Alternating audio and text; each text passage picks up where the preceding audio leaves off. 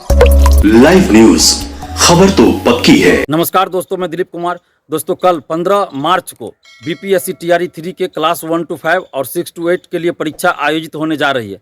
इस परीक्षा में अपनी मेहनत और ईमानदारी से शामिल होने जा रहे हैं आप सभी परीक्षार्थियों को हमारी तरफ से ढेर सारी शुभकामनाएं।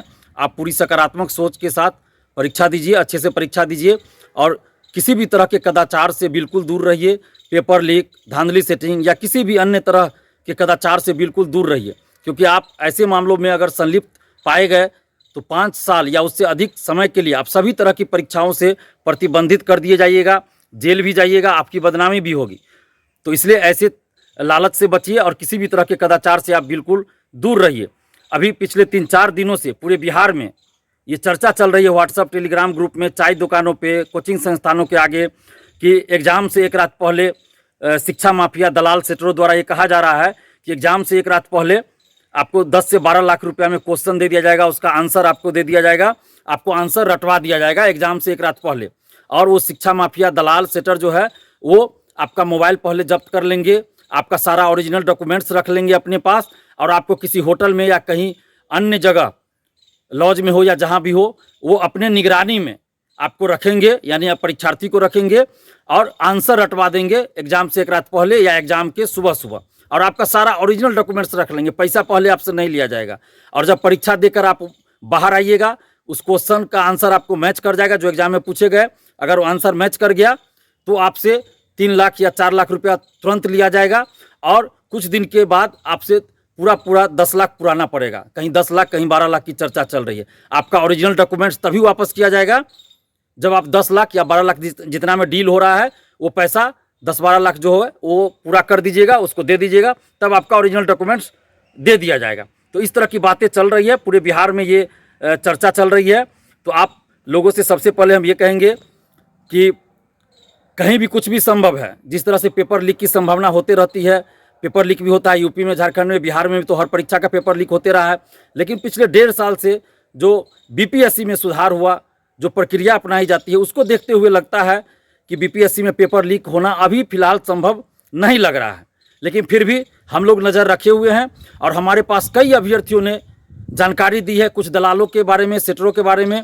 तो हमने वो सारी बातें जो जानकारी हमें दी गई है अभ्यर्थियों के द्वारा बिहार के अलग अलग ज़िलों से, हमने बीपीएससी को भी बता दिया, सूचित कर दिया है, पुलिस प्रशासन को भी बता दिया है, आर्थिक अपराध इकाई को भी बता दिया, सूचित कर दिया है। हम लोग नज़र रखे हुए हैं और आप लोग से भी आग्रह करेंगे कि सबसे पहले तो आप किसी भी तरह के लालच में न फंसे और पूरी सकारात्मक सोच के साथ परीक्षा दीजिए, अफवाहों से दूर रहिए। और कहीं भी अगर इस तरह की बातें हो रही है तो आप उसकी सूचना, वैसे लोगों की सूचना आप पुलिस प्रशासन को दीजिए, आर्थिक अपराध इकाई पटना को दीजिए, बीपीएससी को जरूर दीजिए। आप हमें भी बता सकते हैं, आपकी बातों को हम पुलिस प्रशासन तक जरूर पहुँचाएंगे। जैसे सिपाही बहाली में हुआ, इससे पहले कई परीक्षाओं में हुआ, हम लोग पहले ही सूचना दे देते हैं आर्थिक अपराध इकाई पटना और पुलिस को। तो इसका असर होता है कि वो लोग नज़र भी रखते हैं और बहुत लोग पकड़े भी जाते हैं। तो आप लोगों को भी सहयोग करना पड़ेगा कि कहीं अगर दलाल, सेटर, शिक्षा माफिया सक्रिय है, इस तरह के बात कर रहे हैं, तो उसकी सूचना आप पुलिस को ज़रूर दीजिए। और मैं आपको एक बार बात बताना चाहता हूँ कि 99% जो इस तरह के शिक्षा माफिया होते हैं वो फर्जी होते हैं। फर्जी करने का मतलब वो पैसा ठगते हैं।